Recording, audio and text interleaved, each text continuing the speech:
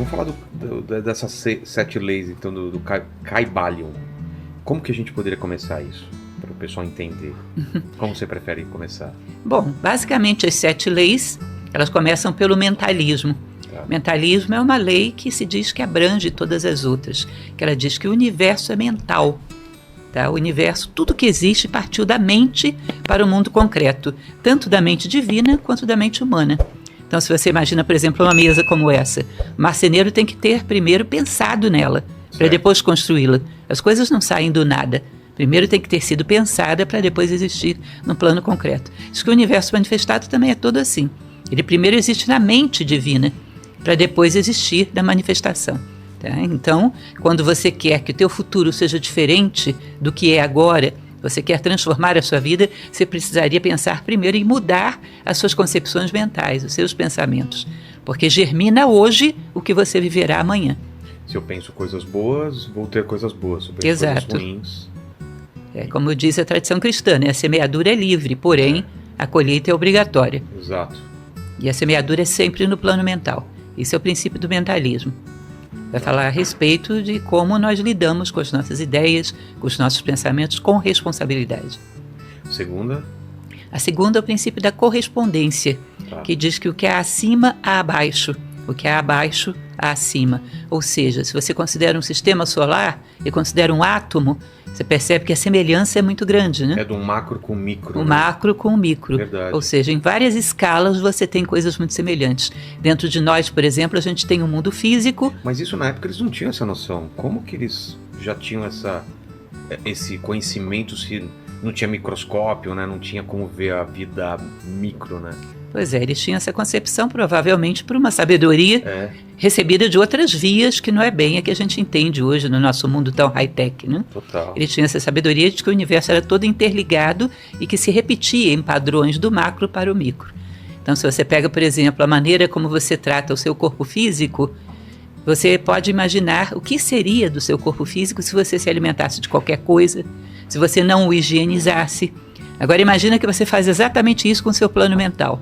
O alimenta de qualquer coisa e não o purifica nunca, não tira todos os elementos que estão ali poluindo. E imagina como estará esse corpo. É mais ou menos similar o que você faz no sutil, o que você faz no concreto. Entendi. Ou seja, tem muita sabedoria de vida para tirar de cada uma dessas leis. Esse espelhamento de cima embaixo, dentro, fora, pequeno, grande, é isso? Isso, exatamente. Platão falava do micro e do macrocosmo, né?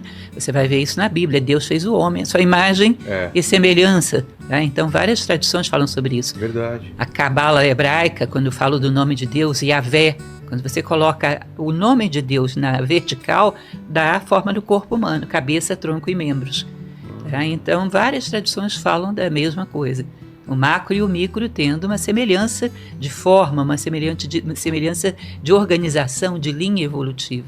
Entendi. Mas o que isso a gente traz para a vida, para o dia a dia? Uma das coisas que eu falei para você é exatamente isso. Cuidado com as coisas que a gente mentaliza, porque serão as coisas que viveremos amanhã. Nós estamos construindo o nosso futuro nesse momento. Não, mas essa parte do espelhamento, como que a gente aplica isso? Esse entendimento de que acima, embaixo, dentro e fora, tem alguma... Uma típica frase que fala sobre isso é aquela do homem, conhece-te a ti mesmo e conhecerás o universo e os deuses. Ah, entendi. Essa frase diz que se você tem um grande autoconhecimento, você pode ter uma noção de como se organiza o universo, porque segue a mesma chave organizativa. Exato, faz sentido. A terceira? A terceira é o princípio da polaridade. Que diz que semelhante e dissemelhante são da mesma natureza, diferentes em graus. Se você pega, por exemplo, um termômetro, você vai ter temperaturas. Certo. Tudo é temperatura. Uma é quente, a outra é fria. Você pode esquentar o frio, esfriar o quente. Ou seja, você pode, por um ato de vontade, trocar uma polaridade pela outra. Então, por exemplo, se você pega um gradiente de sentimentos, de um lado você tem ódio, do outro lado você tem amor. Por um processo de vontade, de determinação, eu posso intercambiar um pelo outro. Eu posso transformar o amor em ódio e vice-versa. O ódio em amor. Sim, por um ato de vontade. Porque estão dentro de uma mesma natureza. Eu não posso transformar o quente em macio, por exemplo. Entendi. São coisas diferentes. Mas dentro do parâmetro de temperatura, eu posso intercambiá-las. Dentro do parâmetro de sentimentos, eu posso intercambiá-los. Dentro do parâmetro de pensamentos, de ações. Eu sou uma pessoa, por exemplo, em relação ao plano físico, sou preguiçosa. Eu posso me tornar uma pessoa ativa simplesmente por um ato de vontade, polarizando no outro lado do termômetro e trabalhando na construção disso. Posso reverter os polos em que eu estou identificada. E tudo isso aqui tá condensado aqui. Isso, de uma maneira bem adequada, né? Vou mostrar para o meu filho. A quarta? A quarta é o princípio do ritmo, que é o princípio do pêndulo. Imagine que você tem aqui um pêndulo, você puxa ele para um lado, quando você solta, a tendência é ele ir para o outro lado, não a mesma distância. Imagine que você puxou ele para cá, uma distância x. Quando ele vai para o outro lado, ele vai x também. Ou seja, a oscilação para um lado e para o outro é equivalente. Isso diz que, por exemplo, se você tem um excesso de euforia, é provável que do outro dia você tenha um excesso de tristeza que seja correspondente. Os excessos são mais ou menos equilibrados. Então, se o homem não quer que o seu pêndulo no dia seguinte vá para um extremo oposto, que ele procure um meio termo mais sereno, mais equilibrado, porque os extremos se compensam. E dentro do ritmo ele vai falar também a respeito da neutralização. O que é a neutralização? Como é que você fica acima das polaridades do mundo? Eu sempre uso o exemplo das crianças brigando por um brinquedo. Tá. Uma criança brigando com a outra, puxando o ursinho. Quando é que você pode neutralizar esse conflito? Quando você não deseja mais o ursinho. Quando você superou essa necessidade de experiência, você pode ir lá e equilibrar esse conflito. Tá? Você subiu um degrau do ponto de vista de consciência. Aquele ursinho, eu não preciso daquele ursinho, então eu tô tão isento daquela lá que eu consigo definir essa situação. Eu consigo equilibrar. Se eu tivesse envolvido emocionalmente com aquele ursinho, eu não Seriam conseguia. 3 brigando pelo ursinho. Exatamente. E assim vai. Digamos que esse pai brigue com outro pai. Esses dois pais que estão brigando para saber quem é que educa as crianças, Sim. estabelece aqui um outro conflito, em outro patamar. Aí vem o avô e diz, que é isso, vocês estão brigando à toa, rapazes. Os dois querem o bem das crianças, seja um outro nível de consciência, já não precisa mais de autoafirmação como pai melhor da vizinhança. Tá? E por aí vai, esse avô pode brigar com outro avô também, e alguém que tem uma consciência um pouco mais elevada pode neutralizar esses conflitos. Ou seja, quanto mais a nossa consciência sobe, amadurece, mais você está habilitado a harmonizar os conflitos que estão abaixo de você. Entendi. Entende? Então, se a gente tem muitos conflitos no mundo e não nos sentimos habilitados a interferir de maneira positiva neles, é porque a nossa consciência não os superou. Se superasse, nós teríamos uma habilidade para conciliar os conflitos todos do mundo. Exato.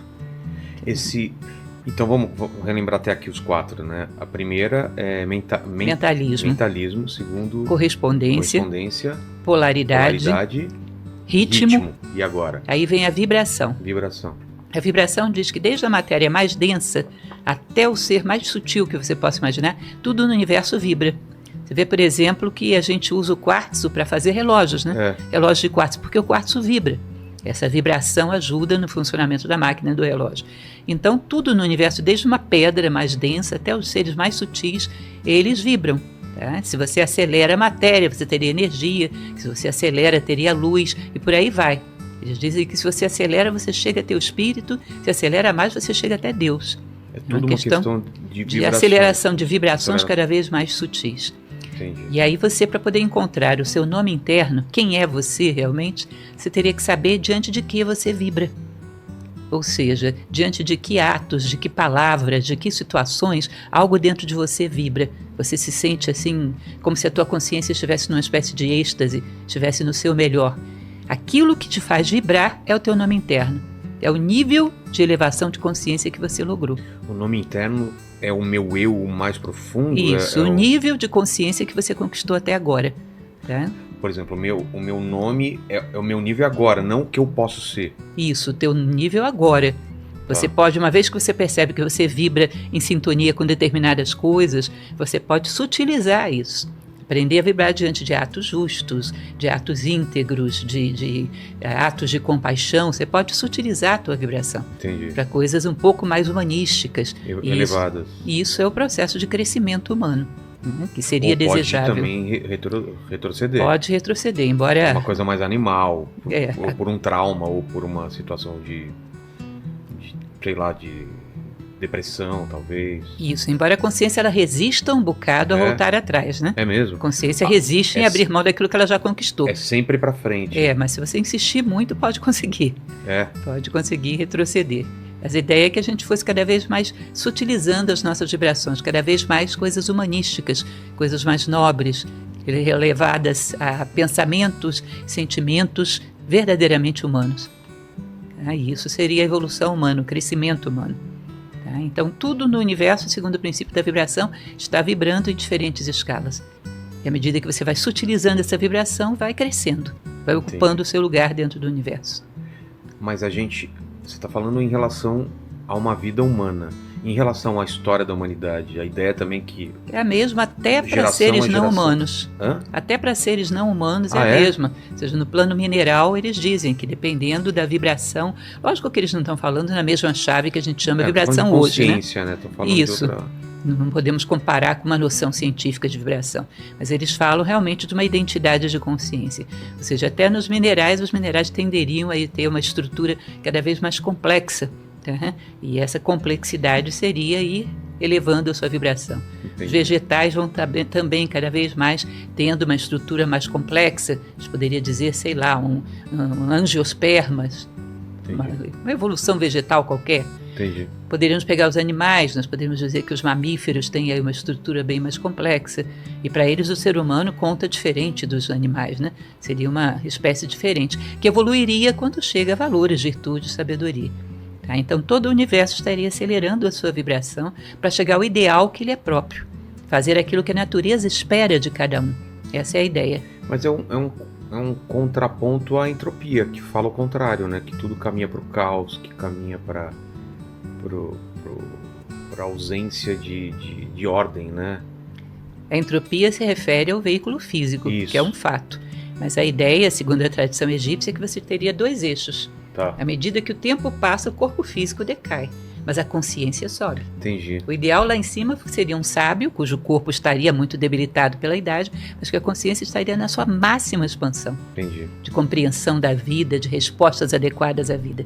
Ou seja, a consciência é um vetor de compensação da entropia física. E assim também o universo, cada vez se afastando, ficando mais frio e ao mesmo tempo uma evolução de consciência dos corpos que estão habitando ele, né? Isso. A ideia é que tudo seria de alguma maneira vivo, teria algum grau de consciência e tudo estaria em evolução. Inclusive, por exemplo, um planeta. Aquela teoria da Gaia, né? Isso, a teoria de Gaia fala exatamente sobre isso. O planeta como um corpo ser vivo que... E faz sentido, às vezes, quando você vê que ele reage ao que é feito nele, né? Se tem uma superpopulação de alguma coisa, ele responde, ele tem um mecanismo de equilíbrio. Exato. Que quando é quebrado existe uma resposta, inclusive com o aquecimento global. Exato. Como se você tivesse um planeta febril. Não é isso? Não tinha pensado nisso, mas tem uma superpopulação de alguma coisa, ele começa a reagir, que tá demais e tal. E quebrou o equilíbrio. Exato, e pode aparecer doenças e outras coisas para diminuir aquilo que está causando mal ao planeta como um todo. O sexto é o princípio da causalidade, que diz que a toda causa corresponde um efeito. Então, quando nós conhecemos perfeitamente, nada vem do acaso, não existe casualidade, existe causalidade.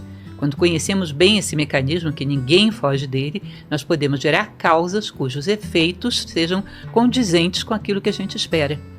Mais uma vez uma frase bíblica: a semeadura é livre, porém a colheita é obrigatória. Lembra-se disso? Sim. Ou seja, o que eu quero para a minha vida amanhã, eu planto alguma coisa adequada para essa colheita que eu quero ter amanhã.